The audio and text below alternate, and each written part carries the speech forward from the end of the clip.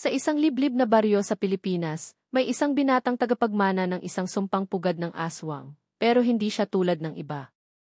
Ano ang madidiskubre niya sa dilim ng gabi? Ano ang lihim na magbabago sa kanyang buhay at sa buong bayan?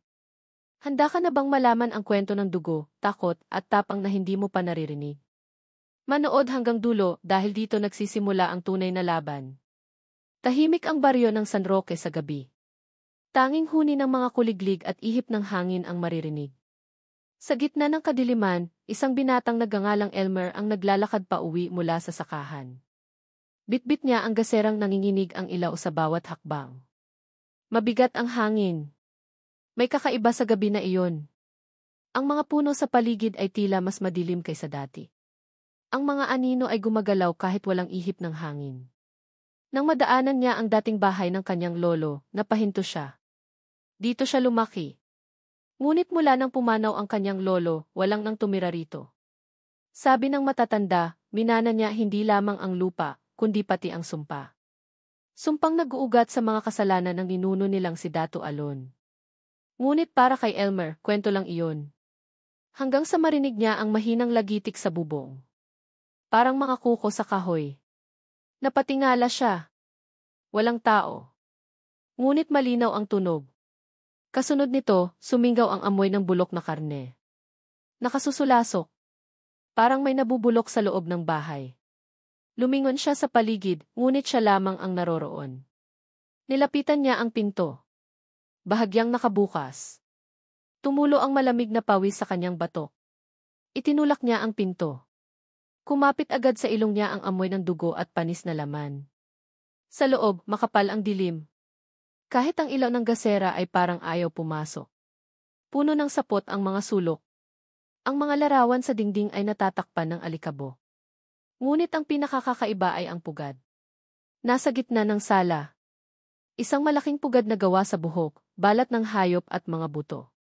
May umuungol sa loob. Mahina. Gutom. Lumapit si Elmer na para bang may humahatak sa kanya. Ang mga mata niya ay parang hindi makaiwas. Tila may mahika ang pugad. Paglapit niya, gumalaw ito. Ang mga buto ay kumalansing. Mula sa loob, may lumitaw na mata. Mata ng hindi tao. Puti, walang balintataw at puno ng galit. Saka lumitaw ang bungisngis ng isang nilalang na gutom sa laman. Ang balat nito ay manipis, parang papel. Ang katawan ay payat, ngunit matalim ang bawat galaw. Naglabasan ang mga kuko, mahahaba, parang panghilamos ng kaluluwa. Bago pa siya makatakbo, narinig niya ang tinig ng lolo niya. Elmer, anak, sa iyo iyan ni. Huwag mong tanggihan ni. Nasa dugo mo ang pugad. Napaatras siya, nanginginig ang tuhod. Ngunit ang katawan niya ay ayaw gumalaw. Parang may mahigpit na yakap na hindi niya nakikita. Ang pugad ay lumiwanag. Pulang-pula. Parang pusong tumitibok. Mula sa kisame, bumagsak ang isa pang nilalang. Mas malaki. Mas mabangis.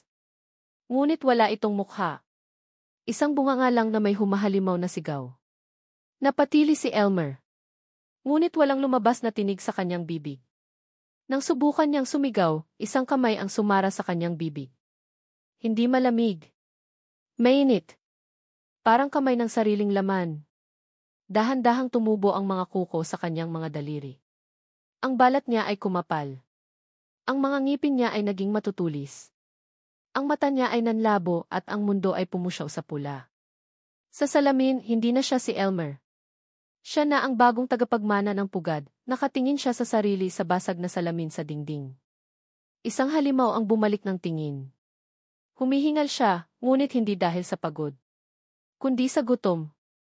Isang gutom na hindi niya maintindihan. Sa gilid ng pugad, may isang ligaw na aso na natutulog. Tumibok muli ang pugad, mas mabilis, mas malakas. Parang may tinatawag. Parang may inuudyok. Dahan-dahan siyang lumapit sa hayop. Ang mga paa niya ay hindi na kanya. Ang mga kilos niya ay hindi niya na ginusto. Ang lalamunan niya ay tuyo, ngunit may laway na dumadaloy mula sa gilid ng kanyang bibig. Pagkagat ng dilim, ang pugad ay muling gumalaw. Ang bunganga nito ay bumuka. Mula roon, may lumabas na boses na hindi niya maintindihan. Wika ng mga nilalang na matagal nang nilimot ng daigdig.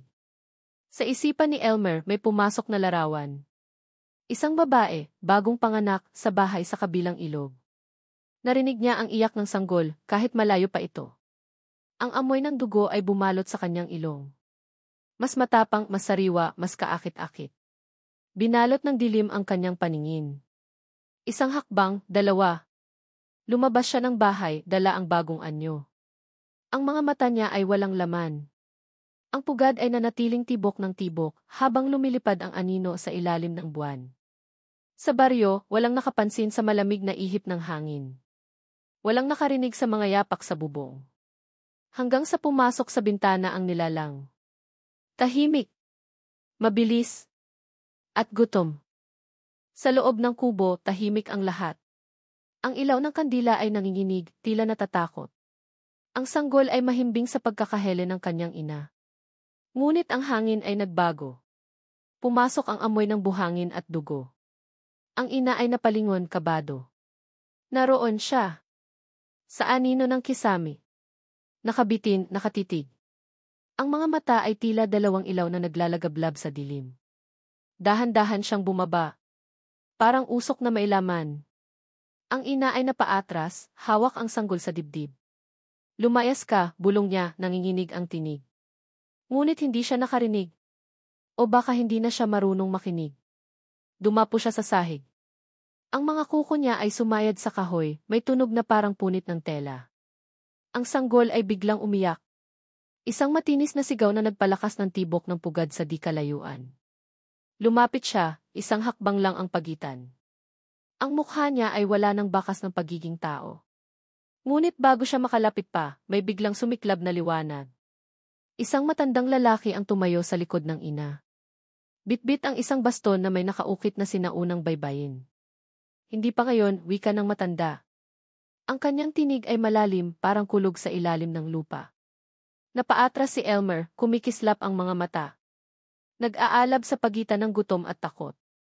Ang liwanag mula sa baston ay sumiklab at ang pugad sa lumang bahay ay napasigaw. Isang malalim, gutom na sigaw ng pagkabigo. Naipon ang usok sa paligid ni Elmer.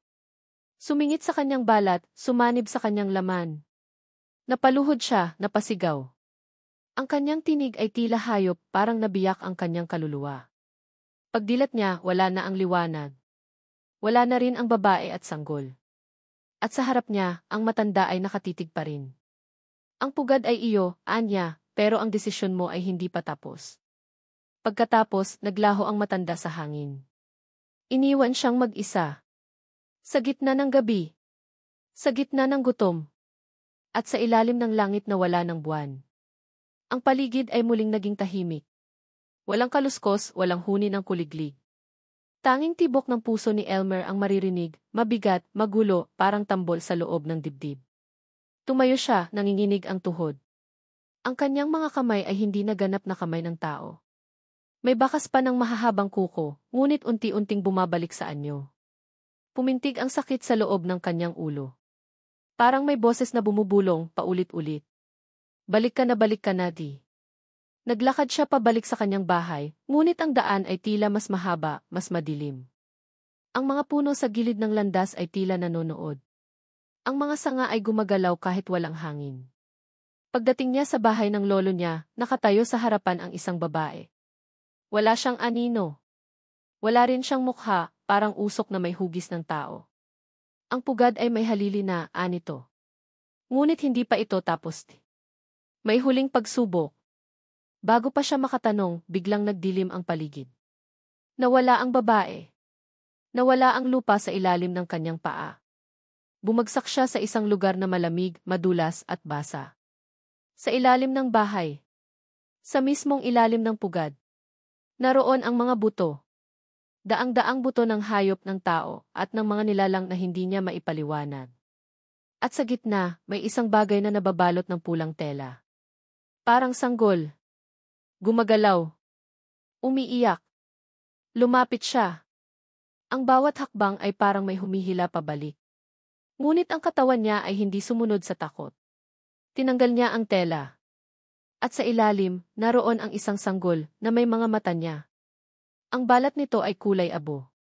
Ang mga kamay ay may kuko ng aswang. Ngunit ang mukha ay kanya. Napaatras si Elmer. Anak mo, bulong ng boses mula sa dilim. Ito ang magiging simula ng lahing hindi mamamatay. Isang apoy ang sumiklab sa paligid. At ang pugad sa taas ay muling pumintig. Mas malakas. Mas buhay. Umiiyak ang sanggol, ngunit hindi ito iyak ng karaniwang bata. Ito ay parang sigaw ng matanda, maihalong galit at pighati. Ang tinig ay tumatago sa laman, gumuguhit sa buto. Hawak pa rin ni Elmer ang sanggol. Hindi niya alam kung dapat ba niya itong yakapin, o iwan sa pugad na nabubuhay sa ilalim ng lupa. Mula sa dilim, lumitaw muli ang babae na walang mukha. Ngayon, may mata na ito, dalawang butas na itim, parang alon ng kawalan. Piliin mo, anito. Ilagay mo sa pugad at ang lahi mo ay lalakas. O itapon mo sa apoy at wakasan ang dugo. Tumigil ang iyak ng sanggol. Tumitig ito kay Elmer. At sa titig na iyon, nakita niya ang sarili. Ang batang siya. Takot, mag-isa, naiwan ng mga magulang. Ang kanyang mga alaala ay bumalik, ang mga gabi ng gutom, ang mga araw ng katahimikan, at ang kwento ng lolo niya tungkol sa pugad. Na ito ay hindi parusa. Ito ay alok. Alok ng kapangyarihan kapalit ng kaluluwa. Muling pumintig ang pugad. Mula rito, lumabas ang mga anino ng mga ninuno. Isang hanay ng mga nilalang na dating tao. Mga mata nilang lumulutang sa kadiliman. Piliin mo na, sabay-sabay nilang wika. Nasa iyo ang susunod na kabanata. Humigpit ang kapit ni Elmer sa sanggol. Ang mga kamay niya ay muli na namang nagbabago. Ang kanyang hininga ay sumisingaw ng usok. Ang apoy ay palapit ng palapit. Ang pugad ay nagbubukas, naghihintay. Ang tinig ng kanyang lolo ay muling narinig. Elmer anak, hindi lahat ng mana ay dapat tanggapin. Nag-angat siya ng tingin. Sa pagitan ng pugad at ng apoy. Sa pagitan ng pagkatao at pagiging halimaw. At sa saglit na iyon, tumigil ang oras. Tumahimik ang mundo. At si Elmer, sa wakas, ay gumawa ng pagpili. Dahan-dahan niyang iniangat ang sanggol. Ang mga daliri niya ay nanginginig. Sa isang kamay, naroon ang pugad, bukas, gumagalaw, umaalulong sa pananabik. Sa kabila, ang apoy, kumakain ng anino, nag-aalok ng wakas. Tumingin siya sa mata ng bata. At sa kabila ng balat nitong kulay abo at kuko nitong matutulis, may isang bagay na tao pa rin. Isang inosente. Isang sanggol na walang sala. Isang sanggol na isinilang sa sumpa na hindi niya pinili. Huminga ng malalim si Elmer. Sa unang pagkakataon, siya ang maihawak ng desisyon. Hindi ang pugad. Hindi ang dugo. Hindi ang mga patay. Umikot siya, at sa halip na ialay ang sanggol sa pugad, lumapit siya sa apoy. Mula sa likod, narinig niya ang sigaw ng mga anino. Puno ng galit, puno ng gutom. Huwag, sabay-sabay nilang sigaw. Ang lupa ay lumindol. Ang mga ugat ay sumambulat mula sa ilalim, pilit siyang hinihila paatras. Ngunit mahigpit ang hawak ni Elmer sa sanggol. Isang hakbang pa, at naramdaman niyang nasusunog ang kanyang balat. Ang init ay lumalamon sa kanya. Ang apoy ay pumapaso hanggang sa loob. Ngunit hindi siya huminto. Itinaas niya ang sanggol sa ibabaw ng apoy. At sa huling sandali, bago niya ito bitawan. Huminto ang lahat. Ang lupa ay tumigil. Ang pugad ay tumigil sa pagtibok. Ang mga anino ay nawala, parang usok na hinipan ng hangin. Ang apoy ay biglang lumamig. At sa kanyang mga bisig, ang sanggol ay wala na. Walang abo. Walang laman. Tanging isang hibla ng buhok ang naiwan, lumulutang sa hangin. Si Elmer ay napaluhod. Ang kanyang katawan ay pagod, sunog at sugatan. Ngunit ang kanyang mga kamay ay tao pa rin. Walang kuko. Walang balat na parang papel. Tahimik ang paligid. Tumingala siya. Ang langit ay maliwanag na muli. Ang buwan ay bumalik, buo at mapayapa.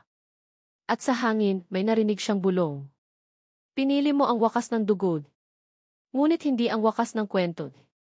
Bumaba siya mula sa burol na kinatatayuan ng bahay. Ang mga dahon sa paligid ay kumikiskis sa hangin, parang umaawit ng panibagong simula. Sa kanyang bawat hakbang, ramdam niya ang bigat ng nakaraan. Ngunit sa puso niya, may kakaibang katahimikan. Sa baryo, unti-unti nang nagigising ang mga tao. May amoy na nilulutong kanin, maihuni ng manok at maihalakhak ng batang naglalaro. Tumingin siya sa mga mukha ng kanyang mga kababaryo. Walang may alam sa nangyari. Walang bakas ng takot. At iyon ang mahalaga.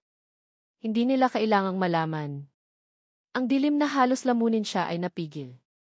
At ang mga walang kaluluwang nilalang sa dilim ay napalayas, kahit panandalian. Minsan pa siyang tumingala sa langit. Ang ulap ay maliwanag, walang pulang sinag, walang aninong palapit. Ngunit sa likod ng kanyang isipan, alam niyang hindi ito ang huling laban. May ibang pugad pa. May iba pang tagapagmana. At sa araw na muling bumangon ang isa sa kanila, siya ay handa na. Siya ang naging una. Siya ang tumalikod sa dugo. At ngayon, siya na ang tagapagsalaysay. Mula noon, tahimik na namuhay si Elmer sa baryo. Wala siyang ikinuwento. Walang inamin. Ngunit sa kanyang mga mata, may bigat na hindi na maikubli. Tuwing gabi, bago siya matulog, sinusulat niya ang mga nakita. Ang mga pangalan ng mga anino. Ang hugis ng pugad. Ang boses ng babae sa dilim. Isinulat niya lahat sa mga pahina ng isang lumang kwaderno na hindi niya pinapakita kanino man. Dahil alam niyang balang araw may babalik. Baka hindi na siya. Baka hindi sa baryo nila. Ngunit may ibang magigising. May ibang mahahawakan ng pugad. At kung dumating ang araw na iyon, may magbabasa. May makakakita. Ng babala. Ng kwento. Ng pagpili. At ng kapangyarihang nagkukubli sa likod ng gutom. Minsan sa isang buwan, umaakyat siya muli sa lumang bahay. Nakatayo pa rin ito, basag, sunog, ngunit matatag. Sa ilalim nito, tahimik ang lupa. Wala na ang pugad. Ngunit minsan, tuwing ganap ang buwan, nararamdaman niyang kumakapit muli ang lamig sa hangin. Parang may humihinga sa ilalim ng lupa. Parang may nag-aabang. Ngunit hindi siya natitinag. Dahil hindi na siya ang dating Elmer. Siya na ngayon ang bantay ng mga pugad. Ang anak ng dilim na pumili ng liwanag. Ang binatang tagapagmana na naging tagapag-ingat. At sa bawat bagong gabi, habang tahimik ang mundo, nakikinig siya. Sa gabi ng kanyang ika-30 kaarawan, muling lumakas ang hangin. Ang mga alon ng damo sa palayan ay gumapang paakyat sa burol na parang may layunin. Ang mga aso sa baryo ay tahimik. Ang mga ibon ay hindi umuwi sa kanilang mga pugad. Alam na ni Elmer ang ibig sabihin nito. Hindi na siya nagdalawang isip. Muli siyang umakyat sa lumang bahay, dala ang kanyang kwaderno at isang palaspas na luma na ngunit buo pa rin. Pagsapit niya sa itaas, natagpuan niya ang lupa, bitak-bitak, parang naghihiwalay. Isang paghinga ang narinig niya mula sa ilalim. Malalim. Mabagal. Buhay. Ngunit hindi siya umatras. Lumuhod siya sa lupa, binuklat ang kwaderno. Binasa niya ang unang pahina. Ang pugad ay hindi basta-basta namamatay. Isa itong halimaw na natutulog. Hanggang sa may dumaan na may kaparehong dugo. At doon, naintindihan niya. Hindi siya ang susunod. May iba pa. Sa di kalayuan, may mga yabag sa damuhan. Mabilis. Mapanlin lang. Pamilyar. Paglingon niya, isang batang babae ang tumayo sa lilim ng punong mangga. Mga 7 o 8 taong gulang. Marungis ang mukha, may galos sa pisngi, ngunit ang mga mata ay pareho ng kanya. Parehong-pareho. Naramdaman niya ang pagtibok ng lupa. Ang pugad ay kumikilos, hindi para sa kanya, kundi para sa bata. Tumayo siya, lumapit. Ang bata ay hindi natakot. Tila inaasahan siyang darating. May mga boses sa panaginip ko, wika ng bata, kalmado ang tinig. Sabi nila, ikaw daw ang huling hindi sumama sa kanila. Ngayon, ako na raw. Lumuhod si Elmer sa harap ng bata. Tinitigan niya ito, hindi bilang isang halimaw, kundi isang inosente sa simula ng isang mahirap na landas. At ano ang gusto mo? Tanong niya. Gusto ko ng kwento, tugon ng bata. Yung totoo. Yung nangyari sa'yo. At doon, alam niyang ito ang kanyang tungkulin. Hindi pigilan ang pugad. Hindi sirain ang ugnayan. Kundi ipasa ang kaalaman. Ang panangga. Ang kwento. Binuksan niya ang kwaderno. At nagsimulang magsalita. Habang sa ilalim ng kanilang mga paa. Muling bumubulong ang lupa. Sa gabi ng kanyang ika-30 kaarawan, muling lumakas ang hangin. Ang mga alon ng damo sa palayan ay gumapang paakyat sa burol na parang may layunin. Ang mga aso sa baryo ay tahimik. Ang mga ibon ay hindi umuwi sa kanilang mga pugad. Alam na ni Elmer ang ibig sabihin nito. Hindi na siya nagdalawang isip. Muli siyang umakyat sa lumang bahay, dala ang kanyang kwaderno at isang palaspas na luma na ngunit buo pa rin. Pagsapit niya sa itaas, natagpuan niya ang lupa, bitak-bitak, parang naghihiwalay. Isang paghinga ang narinig niya mula sa ilalim. Malalim. Mabagal. Buhay. Ngunit hindi siya umatras. Lumuhod siya sa lupa, binuklat ang kwaderno. Binasa niya ang unang pahina. Ang pugad ay hindi basta-basta namamatay. Isa itong halimaw na natutulog. Hanggang sa may dumaan na may kaparehong dugo. At doon, naintindihan niya. Hindi siya ang susunod. May iba pa. Sa di kalayuan, may mga yabag sa damuhan. Mabilis. Mapanlin lang. Pamilyar. Paglingon niya, isang batang babae ang tumayo sa lilim ng punong mangga. Mga 7 o 8 taong gulang. Marungis ang mukha, may galos sa pisngi, ngunit ang mga mata ay pareho ng kanya. Parehong-pareho. Naramdaman niya ang pagtibok ng lupa. Ang pugad ay kumikilos hindi para sa kanya, kundi para sa bata. Tumayo siya, lumapit. Ang bata ay hindi natakot. Tila inaasahan siyang darating. May mga boses sa panaginip ko, wika ng bata, kalmado ang tinig. Sabi nila, ikaw daw ang huling hindi sumama sa kanila. Ngayon, ako na raw. Lumuhod si Elmer sa harap ng bata. Tinitigan niya ito, hindi bilang isang halimaw, kundi isang inosente sa simula ng isang mahirap na landas. At ano ang gusto mo? Tanong niya. Gusto ko ng kwento, tugon ng bata. Yung totoo. Yung nangyari sa'yo. At doon, alam niyang ito ang kanyang tungkulin. Hindi pigilan ang pugad.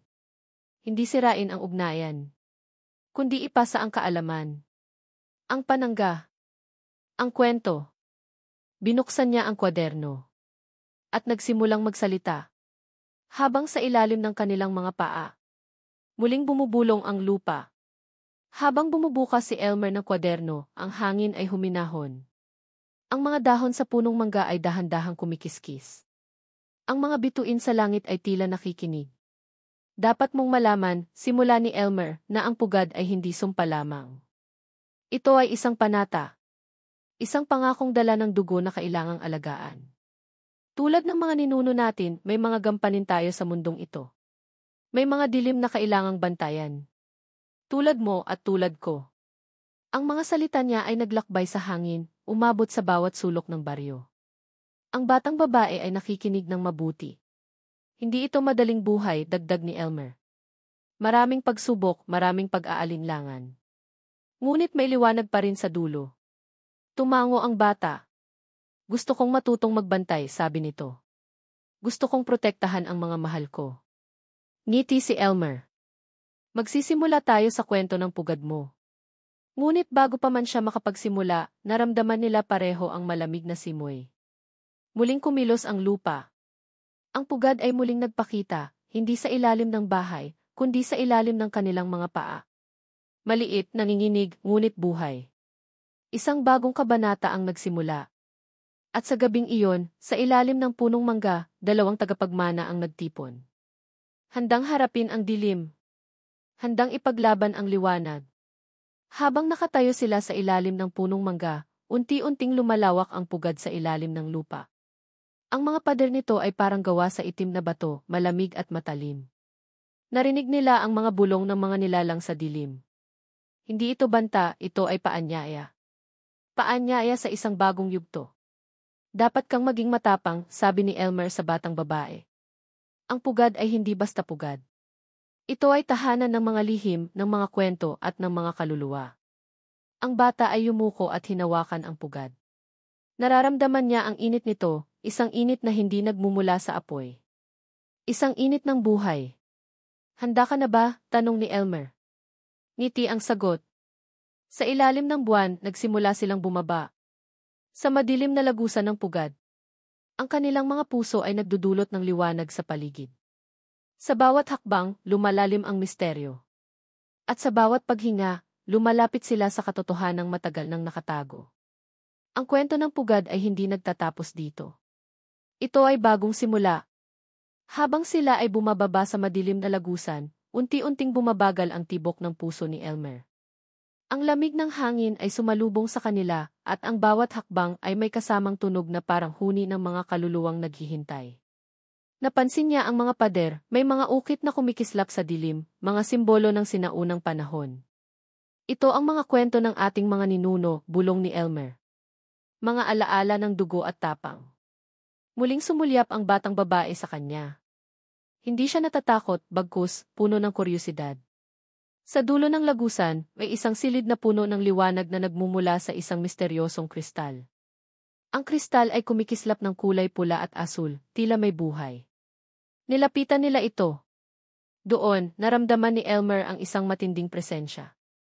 Isang halimaw na matagal nang natulog, ngunit hindi tuluyang namatay. Dito nagsisimula ang tunay na laban, sabi ng tinig mula sa likod ng kristal. Hindi mo ito kayang harapin ng mag-isa. Humarap si Elmer sa batang babae. Hindi na tayo nag-iisa. Ngiti ang sagot. At sa liwanag ng kristal, nagsimula ang kanilang paglalakbay, isang kwento ng tapang, dugo at pag-asa. Hindi ito ang katapusan, kundi ang simula ng bagong pugad. Habang tumitibay ang liwanag ng kristal, dahan-dahang lumitaw sa paligid nila ang mga anino ng mga ninuno. Mga matandang lalaki at babae na may matitibay na mukha, may mga mata na puno ng karunungan at tapang. Sila ay mga tagapangalaga ng pugad, mga bantay ng dugo at lihim. Hindi kayo nag-iisa, wika ng isa sa kanila. Ang bawat tagapagmana ay bahagi ng isang mas malaking kwento. Elmer, ikaw ang nagdala ng pag-asa sa pugad. At ikaw, sabi niya sa batang babae, ang magiging susunod na ilaw sa dilim. Ngunit habang nakikinig, naramdaman nila ang may isang malakas na hangin na papalapit. Isang banta na hindi pa nila nararanasan. Ang hangin ay tila nagdadala ng sigaw ng mga kaluluwa. Ang pugad ay muling gigising, babala ng matanda. At kailangang handa kayo. Pinisil ni Elmer ang kamay ng bata. Magkasama tayo rito. At sa pagdating ng bagyong nagbabadya sa dilim, nagsimula silang maghanda. Hindi lamang para sa sarili, kundi para sa lahat ng buhay na nakasalalay sa pugad. At sa puso ng dilim, ang binatang tagapagmana ay muling tumayo. Handa na sa laban na darating. Sa bawat hampas ng hangin, lumalakas ang tinig ng mga anino.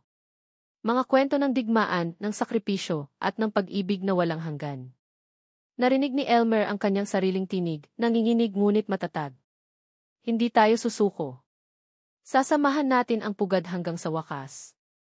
Ang batang babae ay tumango, hawak ang kamay ni Elmer ng mahigpit. Sa dilim, naramdaman nilang may isang mata na nakatingin sa kanila, isang nilalang na puno ng galit at paghihiganti. Ngunit hindi tayo nag-iisa, bulong niya. May mga kaaway na handang sirain ang lahat. Ngunit sa puso ng bawat tagapagmana, may apoy na hindi kailanman mamamatay. At sa harap ng pagsubok, nagsimulang bumuo ng mga plano si Elmer at ng bata. Paano haharapin ang puwersa ng kadiliman? Paano ililigtas ang mga inosente? At paano titiyakin na ang pugad ay mananatiling ligtas? Sa bawat araw na lumilipas, ang kanilang samahan ay lalong tumitibay. At sa bawat gabi, ang pugad ay humihinga, naghihintay sa kanilang susunod na hakbang. Ang kwento ay hindi nagtatapos dito. Ito ay patuloy na umiikot, parang ikot ng buwan sa madilim na kalangitan. At si Elmer, ang binatang tagapagmana, ay handang harapin ang lahat. Isang gabi, habang tahimik ang paligid, may marahang pag-uga sa lupa. Parang may kumikilos sa ilalim, muling nagising ang pugad. Tumayo si Elmer, hinawakan ang kamay ng bata.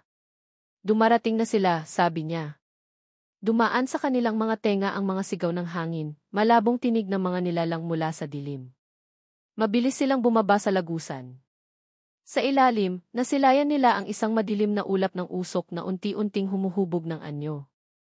Isang nilalang na mas malaki, mas mapanganib kaysa sa mga dati nilang nakaharap. Ito ang tunay na pagsubok, bulong ni Elmer. Ngunit hindi siya umatras. Kasama ang bata, humarap siya sa dilim. Pinunasan niya ang alikabok sa kanyang damit. At sa kabila ng takot, mainingning sa kanyang mga mata, liwanag na mula sa puso ng isang tagapagmana.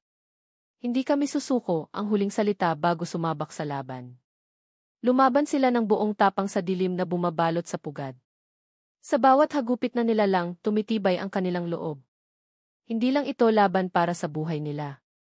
Ito ay laban para sa lahat ng mga inosenteng tinataboy ng kadiliman. Habang naglalaban, naalala ni Elmer ang mga kwento ng mga ninuno. Ang kanilang sakripisyo. Ang kanilang lakas. Sa huli, sa tulong ng batang babae at ng apoy ng kanilang tapang, napalayas nila ang anino. Naging tahimik muli ang paligid. Ang pugad ay nanatiling ligtas. Si Elmer at ang bata ay nagtinginan, pagod ngunit puno ng pag-asa. Alam nilang marami pang hamon ang darating. Ngunit sa kanilang mga puso, mailiwanag na hindi mawawala. At sa mga susunod na henerasyon, ang kwento nila ay mananatiling buhay. Kwento ng tapang, dugo at pag-asa. Ang pugad ay kanilang tahanan. At sila ang tunay na tagapagmana.